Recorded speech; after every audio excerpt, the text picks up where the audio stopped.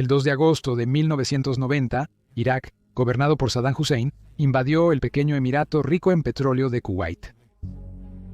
En 2 días tenía el control de todo el país. Estados Unidos nunca permitiría que una nación tan hostil controlara el área que posee 2/3 de los recursos petroleros del mundo. La comprensión del problema por parte del ejército finalmente llevó al desarrollo de 2 fases operativas. En Arabia Saudita, la acumulación gradual de fuerzas desde agosto de 1990 hasta enero de 1991 se llamó Escudo del Desierto y fue seguida de cerca por la Operación Tormenta del Desierto, que comenzó el 17 de enero de 1991 con la campaña de bombardeo aéreo contra Irak, que terminó solo 42 días después con la liberación de Kuwait, liderada por los Estados Unidos, el 28 de febrero. Estados Unidos pudo reunir una compleja fuerza internacional de más de 750,000 soldados, liderada por el general del ejército de los Estados Unidos, Norman Schwarzkopf, Jr. En la larga campaña aérea, los aliados lanzaron más explosivos convencionales sobre Irak y Kuwait en las primeras 2 semanas de lo que habían hecho durante toda la Segunda Guerra Mundial, de 310 semanas. Esto fue seguido por una ofensiva terrestre de más de 100 horas, en la que los 350 tanques M1 Abrams de la División Acorazada de los Estados Unidos necesitaron 600,000 galones de combustible. Esto fue casi el doble de lo que el Tercer Ejército de los Estados Unidos utilizó durante su avance de 1944 a 45 hacia Alemania desde Francia. Esta es la historia de la Operación Tormenta del Desierto. Kring de Orisofalpiet, bienvenido a Nima. Te saca y de Aranesesandra Shansi el mundo Nima. El fin de la Guerra Fría vio el desmantelamiento de la Unión de Repúblicas Socialistas Soviéticas y la caída del Muro de Berlín en 1989. Muchos judíos soviéticos abandonaron Rusia después del colapso e inmigraron a Israel. Esto causó preocupación en todo el mundo árabe por la seguridad de los palestinos en los territorios ocupados por Israel. El presidente de Irak, Saddam Hussein, compartía estos temores y temía la disminución de la influencia de Moscú en el escenario mundial, especialmente porque era el principal proveedor de armamento de Irak y un aliado de larga data de Bagdad. Saddam creía que el gobierno de los Estados Unidos estaba detrás de la nueva política adoptada por los Emiratos Árabes Unidos y Kuwait de exceder los límites de producción de petróleo establecidos por la Organización de Países Exportadores de Petróleo, la Organización de Países Exportadores de Petróleo, en una estrategia destinada a reducir el precio del petróleo y así dañar la economía de Irak y disminuir su influencia diplomática y militar. Saddam creía que se estaba tramando una conspiración contra Irak, con Siria, rival de Irak, organizando una visita a Egipto y Kuwait iniciando conversaciones con Irán, siendo que las relaciones entre Irak e Irán en ese momento estaban en su punto más bajo después de que su guerra de 8 años había terminado solo 2 años antes. El gobierno de Saddam presentó sus quejas combinadas a la Liga Árabe el 15 de julio de 1990. Estas incluían las afirmaciones de que Kuwait todavía estaba utilizando el campo de petróleo de Ramallah, que los cambios de política le costaban a Irak 1.000 millones al año y que los préstamos de los Emiratos Árabes Unidos y Kuwait no podían considerarse como obligaciones de los hermanos árabes. Amenazando con fuerza mortal contra los Emiratos Árabes Unidos y Kuwait, Saddam dijo: "Las políticas de algunos gobernantes árabes son americanas. Están inspirados por América para socavar los intereses y la seguridad árabes". Al final de la guerra Irán-Irak en 1988, con 955,000 soldados y 650,000 unidades paramilitares, el ejército iraquí era el 4º ejército más grande del mundo. Cualquier guerra contra este país no iba a ser fácil. Para el 23 de julio, Saddam había movido 30,000 tropas iraquíes a la frontera de Kuwait, lo que provocó que la flota de la Marina de los Estados Unidos fuera puesta en alerta en el Golfo Pérsico. Poco antes de la invasión iraquí, el 26 de julio de 1990, los funcionarios de la Organización de Países Exportadores de Petróleo anunciaron que Kuwait y los Emiratos Árabes Unidos habían aceptado un plan para reducir su producción diaria de petróleo. Esto se redujo a 1.500.000 barriles o 240,000 metros cúbicos, bajando de los casi 2 millones de barriles al día que cada uno había estado bombeando, en un intento por resolver los desacuerdos sobre la política petrolera. Kuwait propuso pagar a Irak $500 millones para compensar las ganancias perdidas de Ramallah. Sin embargo, Irak estaba exigiendo $10.000 millones. En respuesta, Irak ordenó una invasión inmediata. A las 2 de la mañana del 2 de agosto de 1990, las tropas iraquíes cruzaron la frontera hacia Kuwait. Los 17.000 soldados kuwaitíes poco pudieron hacer contra el poderío de los 140.000 soldados iraquíes y los 1.800 tanques que se vertieron en el pequeño país. Comprensiblemente, los kuwaitíes ofrecieron poca resistencia. La ofensiva duró solo 2 días y la condena internacional fue instantánea. El Consejo de Seguridad de la Organización de las Naciones Unidas exigió la retirada inmediata de Irak de Kuwait, y tanto el presidente estadounidense George Herbert Walker Bush como la primera ministra Margaret Thatcher enviaron equipos y tropas a Arabia Saudita e instaron a otros países a hacer lo mismo. Muchos lo hicieron, y la coalición liderada por los Estados Unidos se convirtió en la alianza militar más grande desde la Segunda Guerra Mundial.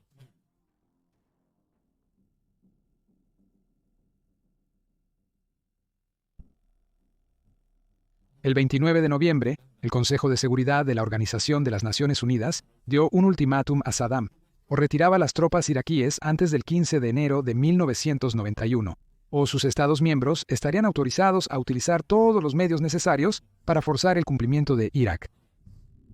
Y así comenzó la cuenta regresiva. El mes siguiente, Saddam ofreció abandonar Kuwait, pero solo si se podía llegar a un acuerdo sobre el tema palestino. Las fuerzas internacionales se retiraban de la zona, e Israel e Irak desmantelaban sus armas de destrucción masiva. Las tropas estadounidenses ya habían entrado en Arabia Saudita el 7 de agosto, a petición del rey Fahd. Debido al tamaño de las fuerzas iraquíes en Kuwait, tomaría meses reunir las tropas necesarias para luchar en igualdad de condiciones. 2 grupos de batalla de la Marina de los Estados Unidos fueron enviados al día siguiente al Golfo Pérsico, adjuntos a los portaaviones USS Dwight D. Eisenhower, que llegó desde el Mar Mediterráneo, y USS Independence desde el Océano Índico. Los acorazados USS Missouri y Wisconsin también se dirigieron a la zona. El primer ala de cazas en la base aérea de Langley, Virginia, aterrizó 48 F-15 de la Fuerza Aérea y comenzó patrullas aéreas de 24 horas en la frontera entre Arabia Saudita, Irak y Kuwait para disuadir cualquier avance iraquí, junto con 36 F-15ADs del 36º ala de cazas tácticos, Bitburg, Alemania. El destacamento de Bitburg estaba basado a 1 hora de distancia en la base aérea de Al-Kaj, al sureste de la capital saudí, Riad. La acumulación militar llamada Operación Escudo del Desierto continuó, hasta que los números alcanzaron más de 500.000 de tropas. Los barcos de sellado rápido transportaron la mayoría de los suministros a las áreas de preparación. Se llevaron a cabo ejercicios anfibios en el Golfo como parte de la acumulación. Esto incluyó la Operación Trueno Inminente, incluyendo el USS Midway y otros 15 barcos, 1.000 marines y 1.100 aeronaves. A medida que continuaba la acumulación militar de los Estados Unidos, se formó una coalición de 42 aliados. Incluía países de todos los continentes del mundo, todos con una cosa en común: la oposición a la agresión de Irak hacia Kuwait. Las fuerzas de la coalición en la región del Golfo Pérsico estarían comandadas por el general del ejército de los Estados Unidos, Norman Schwarzkopf, Jr.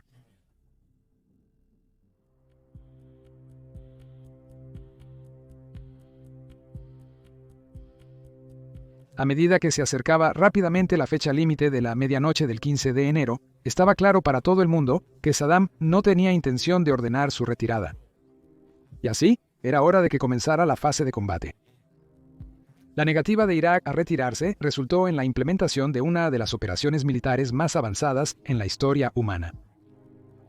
La Operación Tormenta del Desierto comenzó con una campaña aérea en la noche del 16 de enero a las 2330 tiempo medio de Greenwich. La fase 1 consistía en atacar objetivos clave destinados a destruir o al menos interrumpir el control, comando, inteligencia y comunicaciones iraquíes. La fase 2 luego apuntaría a la red de defensa aérea en Kuwait, con la fase 3 concentrando los ataques en las tropas terrestres iraquíes en Kuwait, con bombardeos masivos tanto de día como de noche. La idea era desgastar física y psicológicamente a las fuerzas iraquíes antes del inicio del asalto terrestre. Comenzó la fase 1, conocida colectivamente como Fuerza de Tarea Normandía. 3 helicópteros MH, 53J de la Fuerza Aérea guiaron a 9 helicópteros Apache AH-64A hacia el oeste de Irak, donde sus objetivos eran 2 sitios de radar de alerta temprana iraquíes. Los cohetes Hydra, los misiles Hellfire y miles de municiones de cañón de 30 milímetros destruyeron su objetivo, pero alertaron a Bagdad de su misión. A pesar de recibir fuego terrestre, la Fuerza de Tarea Normandía regresó a la base de manera segura. Ahora que se había abierto un camino en la red de defensa aérea iraquí, el ataque principal podría comenzar. 10 bombarderos furtivos F-117 Nighthawk despegaron de la base aérea Khamis Mushaid en Arabia Saudita. Llevaban consigo 2 bombas Paveway guiadas por láser de 1000 libras que aniquilaron el centro de comandos de defensa aérea de Nuqaib en el sur de Irak. Al mismo tiempo, el USS Wisconsin y el USS Missouri se encontraban en el Golfo y lanzaron misiles de crucero a una amplia gama de objetivos, desde refinerías de petróleo hasta aeropuertos, sitios de misiles hasta centros de comunicación. Un golpe notable fue en los generadores eléctricos que suministraban a Bagdad, sumiendo la ciudad en la oscuridad. Como observó un comentarista, cita, «Las luces en Bagdad no se encendieron de nuevo hasta el alto al fuego». Fin de la cita. Esa noche también se llevó a cabo la misión de bombardeo más larga de la historia, cuando 7 bombarderos B-52G volaron durante 15 horas desde su base en Luisiana, en los Estados Unidos, para lanzar sus 1000 misiles sobre sus objetivos, con una tasa de impacto del 89%.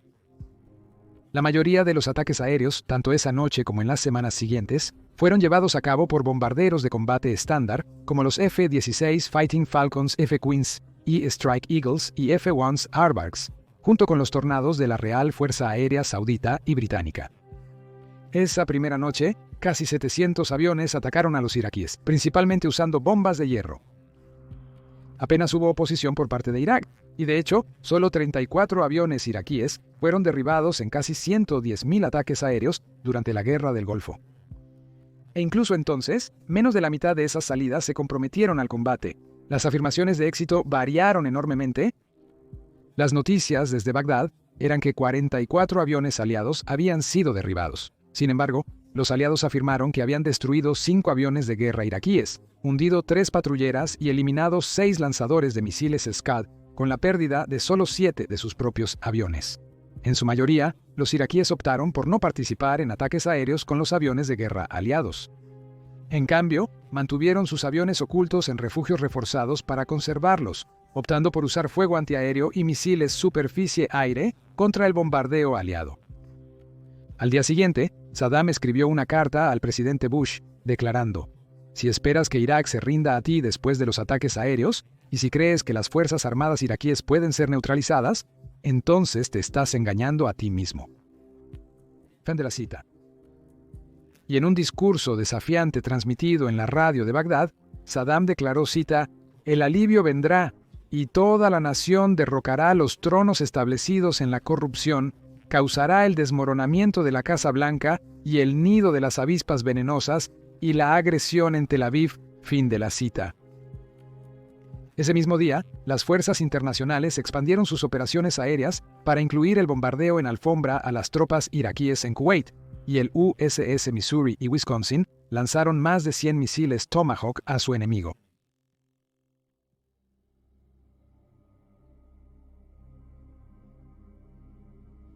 Antes del inicio de la guerra, Irak había dejado muy claro que cualquier asalto a su país justificaría una represalia contra Israel.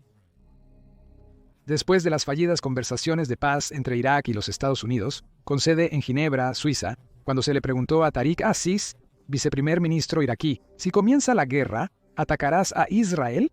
Su respuesta había sido enfática. Sí, había dicho, absolutamente sí. Irak cumplió su promesa, y justo un día después de que comenzaran las hostilidades en Kuwait, dispararon alrededor de una docena de misiles Scud modificados sobre Israel, golpeando Tel Aviv y Haifa e hiriendo a más de 20 personas. Los ataques a Israel continuaron durante toda la Guerra de las 7 semanas. Irak esperaba incitar una reacción militar de Israel, ya que anticipaban que muchos de los países árabes retirarían su apoyo a la coalición, dudando en luchar junto a Israel. La Fuerza Aérea Israelí envió aviones para patrullar el espacio aéreo del norte junto a Irak después de estos ataques iniciales. Dado que la retribución había sido la política de Israel durante los 40 años anteriores, el país estaba listo para responder militarmente. Sin embargo, por preocupación de que las otras naciones árabes abandonaran la coalición o se unieran a Irak si Israel atacaba, el presidente Bush presionó al primer ministro israelí Yitzhak Shamir para que se abstuviera de la represalia y retirara los aviones israelíes. Además, había preocupación de que si Israel atacaba a Irak a través del espacio aéreo sirio o jordano, esos países podrían atacar a Israel o unirse a la guerra del lado de Irak. Como garantía, la coalición prometió defender a Israel con misiles Patriot siempre y cuando se abstuvieran de contrarrestar los ataques de los misiles Scud. Para ayudar a salvaguardar a los israelíes, Estados Unidos envió rápidamente un batallón de artillería de defensa aérea con misiles Patriot y 2 baterías de misiles Patriot M y M-104 a Israel en respuesta a la amenaza planteada por los Scuds. La Real Fuerza Aérea de los Países Bajos también desplegó un escuadrón de misiles Patriot en Turquía e Israel. En el desierto iraquí, las fuerzas aéreas de la coalición también participaron en numerosas cacerías de Scuds, en un esfuerzo por encontrar los camiones camuflados antes de que lanzaran sus misiles, ya sea a Arabia Saudita o Israel. Los israelíes se volvieron cada vez más impacientes a medida que continuaban los ataques de Scud, y amenazaron con una represalia unilateral después de que un misil golpeó la ciudad israelí de Ramat Gan, el 22 de enero. Esto causó varias bajas y daños a la infraestructura. La inminente represalia solo se canceló después de una llamada telefónica del secretario de Defensa de los Estados Unidos, Dick Cheney, quien convenció a Israel del peligro que representarían para las fuerzas estadounidenses si intervenían.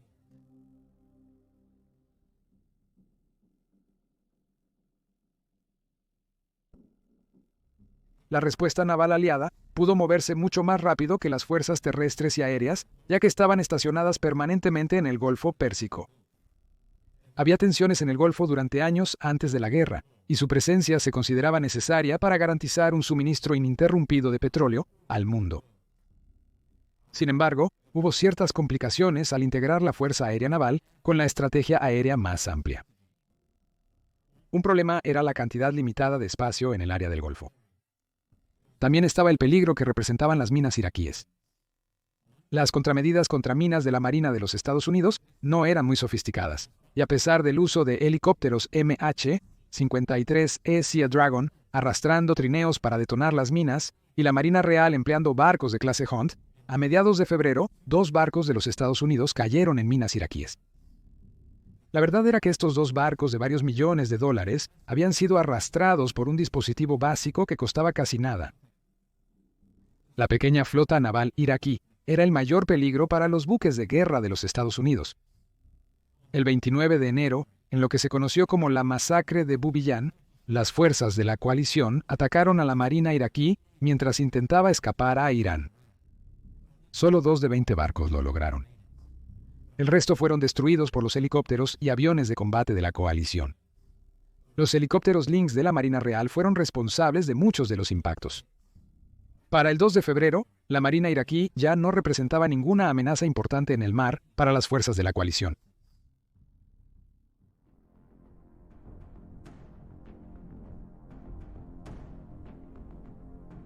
Fue en la primera noche de la guerra cuando la Marina de los Estados Unidos utilizó el misil de ataque terrestre Tomahawk o Tomahawk Land Attack Missile por primera vez. Esta era un arma de tecnología revolucionaria que combinaba un potente motor de turbina con contorno de terreno y una precisión incomparable. Bajo al suelo, era capaz de recorrer una ruta preestablecida.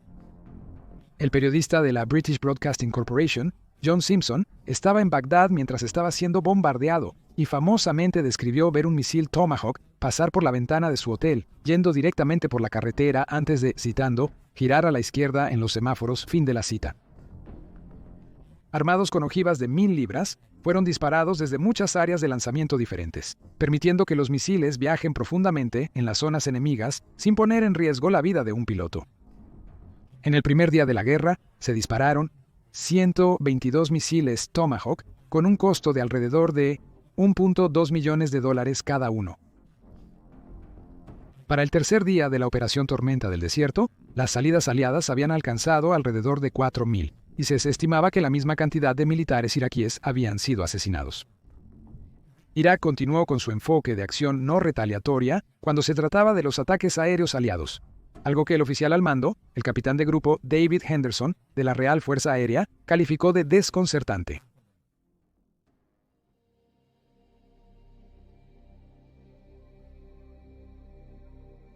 El primer enfrentamiento significativo entre el ejército iraquí y las fuerzas terrestres de la coalición ocurrió por casualidad antes de que incluso hubiera comenzado la defensa terrestre. El 29 de enero, por razones desconocidas, Saddam tomó la decisión de atacar la ciudad fronteriza saudí de Al-Khafji. Sin embargo, envió una de sus mejores divisiones, la 5ª División Mecanizada, junto con anexos de la 1ª División Mecanizada y la 3ª División Acorazada. Al-Khafji, que ya había sido evacuada, parecía no tener valor estratégico. El pequeño número de marines estadounidenses, fuerzas especiales y fuerzas saudíes que ocupaban la ciudad fueron rápidamente rechazados por el asalto inicial iraquí. Sin embargo, pronto se reagruparon y llegaron 140 aviones de la coalición. Los B-52, helicópteros Cobra y cañoneras con ametralladoras Gatling eléctricas golpearon las 3 columnas iraquíes que avanzaban. La Guardia Nacional de Arabia Saudita, apoyada por los marines y las fuerzas terrestres de Qatar, realizó un contraataque y había retomado la ciudad en 2 días. 140 aviones de la coalición participaron en el ataque, que continuó implacablemente día y noche. Los iraquíes perdieron 147 transportes blindados de personal, 89 piezas de artillería móvil y 357 tanques. Y aunque hubo bajas en el lado de los aliados, la batalla de Khafji fue un ejemplo perfecto de cómo el poder aéreo puede impedir efectivamente el avance de las fuerzas terrestres enemigas. Un soldado iraquí que había luchado en la guerra Irán-Irak declaró que su unidad había sufrido más castigo por el poder aéreo aliado en 30 minutos en Khafji que en 8 años de lucha contra Irán.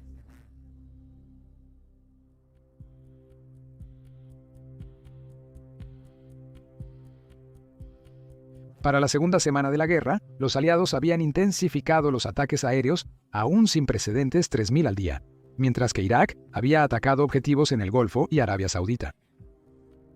Para la cuarta semana, los aliados aún se concentraban en destruir la infraestructura iraquí en preparación para que las tropas de primera línea avanzaran.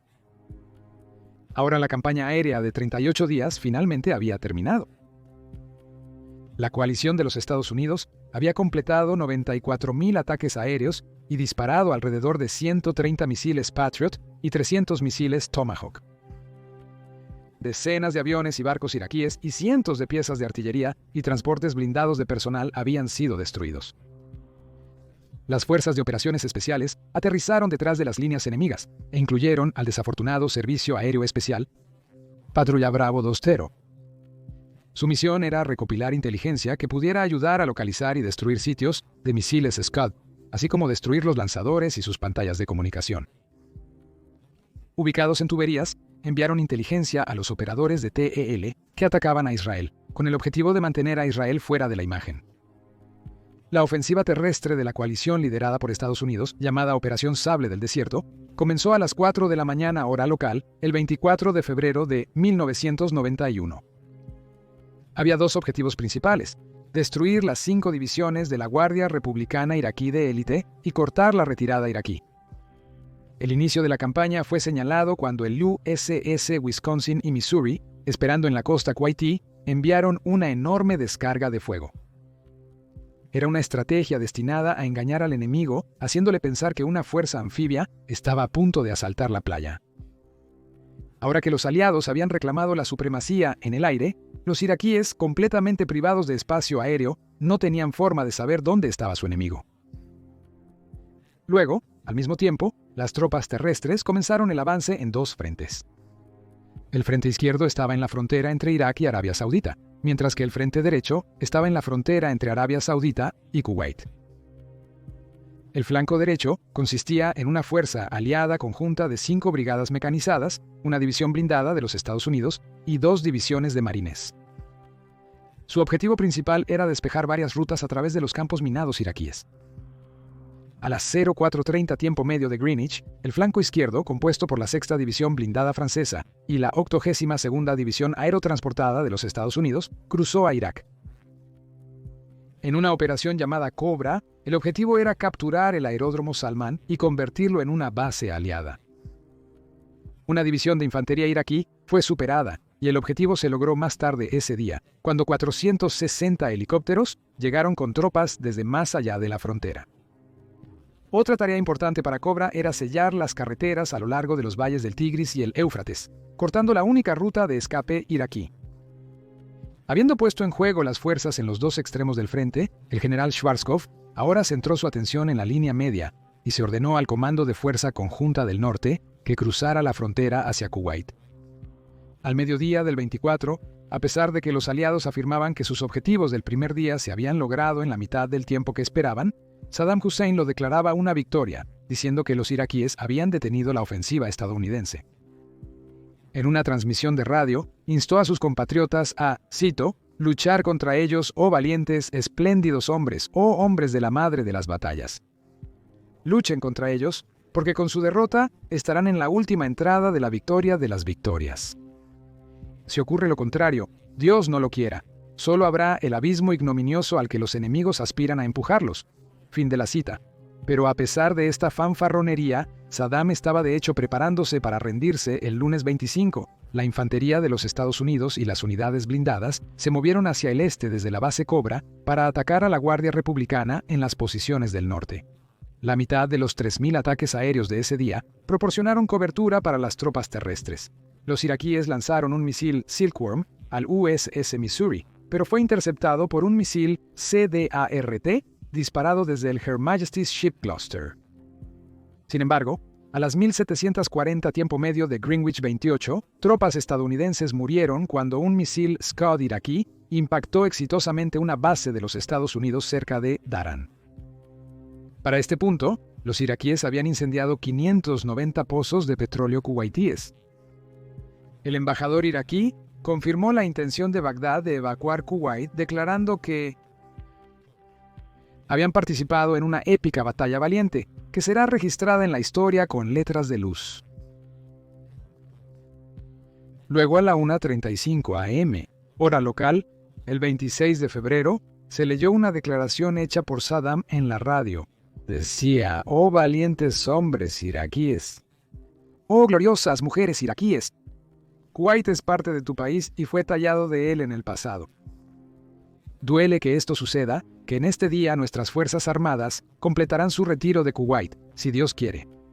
Luego continuó con su justificación de la acción, declarando, «Papascu, condiciones especiales nos hicieron retirarnos, incluyendo la agresión de 30 países y su abominable bloqueo». Sin ningún contacto oficial de Bagdad, Washington aún trató la situación como una retirada en lugar de un retiro, y la guerra continuó. El presidente Bush insistió, citando, «Sus fuerzas derrotadas están retrocediendo. Está intentando reclamar una victoria en medio de una derrota. No está renunciando voluntariamente a Kuwait. No hubo remordimiento por la agresión de Irak». Además de esto, Saddam tampoco estaba preparado para aceptar la responsabilidad por las terribles consecuencias de esa agresión. No tenemos más opción que considerar a las unidades de combate en retirada como una amenaza y responder en consecuencia. Bush dejó en claro que todos los soldados iraquíes deberían deponer sus armas para detener el derramamiento de sangre, y Saddam necesitaba estar de acuerdo personal y públicamente con las resoluciones del Consejo de Seguridad de la Organización de las Naciones Unidas.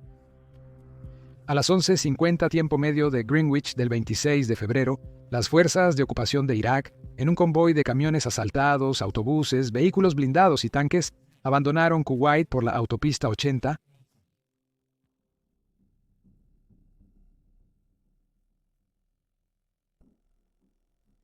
La autopista 80 es una carretera de 6 carriles que conecta la ciudad de Kuwait y la ciudad fronteriza de Safwan, en Irak, antes de continuar hacia la ciudad de Basora. La división acorazada iraquí utilizó la carretera al inicio de su invasión a Kuwait. Se informó que los iraquíes se habían retirado de la ciudad de Kuwait y que las fuerzas, incluyendo las de la élite de la Guardia Republicana iraquí, la primera división acorazada Hammurabi, estaban intentando reorganizarse o escapar en o cerca de la autopista 8, una continuación de la autopista 80. Un ataque comenzó el 26, cuando los aviones de ataque A-6 Intruder de los Estados Unidos del tercer ala de aeronaves de la Marina bloquearon el frente y la retaguardia del convoy, inmovilizándolo totalmente. Luego bombardearon la enorme columna con bombas de racimo Mark 20 Rocky 2, básicamente encerrándolos listos para más ataques aéreos. Durante las siguientes 10 horas, los aviones de la Marina, la Infantería de Marina y la Fuerza Aérea de los Estados Unidos atacaron la línea utilizando una variedad de armamento. Muchos vehículos que sobrevivieron al bombardeo aéreo fueron enfrentados por las fuerzas terrestres de la coalición que llegaron más tarde, aunque muchos de los vehículos que lograron escapar del atasco de tráfico fueron atacados individualmente. Hubo un cuello de botella cerca de la estación de policía en Midler Ridge, a unos 20 millas al oeste de la ciudad, donde alrededor de 300 vehículos fueron abandonados o quedaron atascados. Esto se conoció como la Milla de la Muerte. Continuó durante la noche y bien entrada la tarde del día siguiente. Mientras intentaban retirarse, la matanza continuó durante 40 horas, bajo las órdenes del general Schwarzkopf, de, cito, bloquear a las fuerzas enemigas para que no se retiraran a Irak, fin de la cita. El número de fatalidades en la carretera 8 sigue siendo desconocido. El periodista estadounidense Bob Drogon dice que vio decenas de soldados muertos, cito, dentro y alrededor de los vehículos, destrozados e hinchados en las arenas movedizas del desierto, fin de la cita. Robert Frisk, un periodista británico, dijo que, cito, perdió la cuenta de los cadáveres iraquíes amontonados en los restos humeantes o caídos boca abajo en la arena, fin de la cita. Muchos abandonaron sus vehículos para escapar, y un sobreviviente fue entrevistado para el Washington Post en 1993. Dijo, cito, había cientos de coches destruidos, soldados gritando. Era de noche cuando caían las bombas, iluminando coches carbonizados, cuerpos al lado de la carretera y soldados tendidos en el suelo, alcanzados por bombas de racimo mientras intentaban escapar de sus vehículos. Vi a cientos de soldados así, pero mi objetivo principal era llegar a Basra. Llegamos a pie. Fin de la cita. El reportero Colin Smith de The Observer dijo que el asalto fue, cita, uno de los acosos más terribles a un ejército en retirada desde el aire en la historia de la guerra, fin de la cita. Este incidente se conoció como la autopista de la muerte. Según un oficial estadounidense, se le dijo a la Fuerza Aérea que eliminara cualquier cosa que se moviera a lo largo de la autopista Bagdad-Basora. El trabajo principalmente recayó en el ejército y los marines. Un miembro del batallón, Sabuesos del Infierno de la Brigada Tigre, describió su asignación, cita, llegamos a la autopista 80 justo antes del anochecer, el 26 de febrero, y esencialmente, disparamos al frente de esta columna. El grupo de vehículos que golpeamos incluía camiones cisterna de gasolina y tanques, por lo que los tanques explotaron en estas grandes fuentes de llama blanca por la munición. Podías ver las pequeñas figuras de soldados saliendo con las manos en alto. Como un infierno medieval, el infierno que ves en las pinturas de Hieronymus de Bosch, debido a las grandes llamas rojas y estas extrañas pequeñas figuras retorcidas. Todo se llevó a cabo a una distancia de medio kilómetro y en la oscuridad. A la mañana siguiente subimos para ver lo que habíamos hecho. Había cuerpos por todas partes, y recuerdo que en un momento miré hacia abajo en la pista del coche y estaba hasta los tobillos en sangre. Las pistas se habían llenado de sangre, y había hombres con la cara muy blanca diciendo, «Jesús, ¿realmente hicimos esto?» Fin de la cita.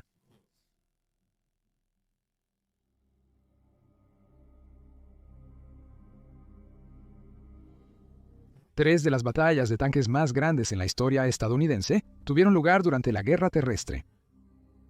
La batalla de 73 Eastings, Norfolk y Medina Ridge. 73 Eastings tuvo lugar el 26 y fue nombrada así por la línea de coordenadas en la que tuvo lugar. Fue descrito por uno de los tenientes que participó como, cito, la última gran batalla de tanques del siglo XX, fin de la cita. Durante la operación, el Séptimo Cuerpo de los Estados Unidos y la Primera División Acorazada del Reino Unido avanzaron 120 millas en 82 horas y lucharon contra 5 divisiones iraquíes, permitiendo que la Primera División de Infantería se adentrara profundamente en las defensas iraquíes y entrara en Kuwait. Tuvo lugar al día siguiente en el sur de Irak, donde las fuerzas estadounidenses y británicas destruyeron alrededor de 850 tanques iraquíes y cientos de otros vehículos de combate.